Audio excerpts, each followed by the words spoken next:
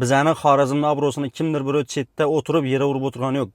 Bizani Xorazmning obro'sini aynan o'zimizning Xorazmda ayrim insonlarimiz yere urib o'tiribdi. Buni sababini oldingizlarmi? Xabarlaringiz bo'ldimi bo'lmadimi bilmadan bugun Urganch shahrida bir erkak kishini, ayol kishini ichki kiyimlarini kiyib ko'chada yurgani yotgani haqidagi rasm va videolar internetda tarqaldi.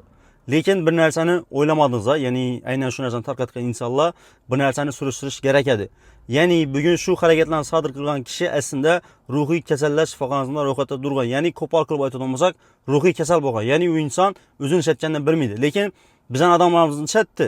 Shu narsani rasm oldi, video oldidan ayrim like va podpiska uchun har ishni qiladigan qo'shtirnoq ichidagi blogerlarga tashab berdi. Keyin bu blogerlar ham like, podpiska uchun shu narsani chiqarib berdilar. Lekin bir narsani o'ylamadingiz. Bu yerda Xorazmning obro'si turibdi.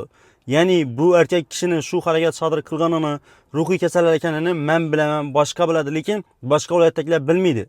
Ya'ni bu degani boshqa viloyat yoki bo'lmasa boshqa respublikadagilar Xorazmda shunday ekan, Xorazmda erkaklar shunday ekan degan bir tushuncha borib qoladi. Ya'ni shu narsaga odamlar, ya'ni shuni fikrlashini aynan mana shu narsani tarqatgan insonlar sababchi bo'lib qoldi. Bir narsadan Xorazmning iloji boricha biz obro'sini ko'tarishimiz kerak. Har xil mana bunga o'xshash, masalan, erkak kishini ko'chada masalan yalang'och yurgani yoki ayol kishini ichki kiyimini kiyib yurgani yoki bo'lmasam bir qizchani ko'chada yalang'och yurgani yana bir narsani chiqarib berish bu Xorazmning obro'sini to'g'ridan-to'g'ri balta urish degani. Chiqarajak masalan Xorazmdagi ijtimoiy muammolarni chiqaringlar, yo'l, gaz, svet shunga o'xshash narsalarni chiqaringlar, lekin mana bunga o'xshash keraksiz narsalarni chiqarib no manfaat yoki no bir narsa topchak bo'ldi, men tushunmadim sizlarni. Xorazmning obro'sini biz o'zimiz saqlamasak, boshqa biri biz uchun saqlab bermaydi. Ertang bo'ling siz boshqa tuman yoki boshqa viloyatga, boshqa respublikaga borsangiz, Xorazmdan men deganingizda aynan mana shu bugungi tarqalgan narsani siz aytadilar. Ha, sen Xorazmdanmisan, sizlarda shunday bo'lgan, hamma shunday degan savolni sizlarga beradilar. Shuning uchun iltimos, aynan mana shu narsani tarqatib yurganlar, like, podpiska uchun har ishni aytib yurganlar ozgina bir ishlatish kerak ekanlarni. Siz Xorazmda tug'ilgansiz, Xorazmda yashab turibsiz va sizning farzandlaringiz ham Xorazmda katta bo'ladi. Ve ertang ularning kelajagi inchiq bo'ladi.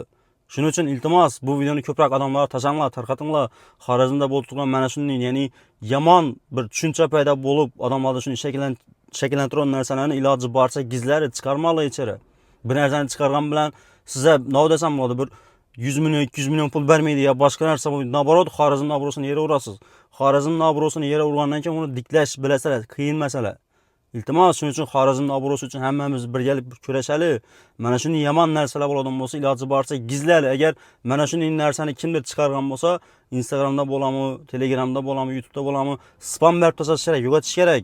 Chunki bu narsani chala ko'p odam ko'rsa, Xorazm haqida shunday yomon tushunchali insonlar ko'payib boradi. Ya'ni bu degani bizning Xorazmning obro'sini ta'sir etadi. Shuning uchun bu meni shaxsiy fikrim. Sizlar fikr bildirasizlar, videolarni kommentariyga yozib qoldirasizlar, lekin men bu narsalarga qarshiman. İlacı boricha bu videoni hamma danışlarga hamma tarqatib tashlanglar. Xorazmning obro'sini o'zimiz saqlamasak, birov kelib biz uchun Xorazmning obro'sini hech qachon saqlab bermaydi. Shu narsani sizlarga aytib ko'rganim, ma'lumot to'g'ri tushunasiz degan umiddaman.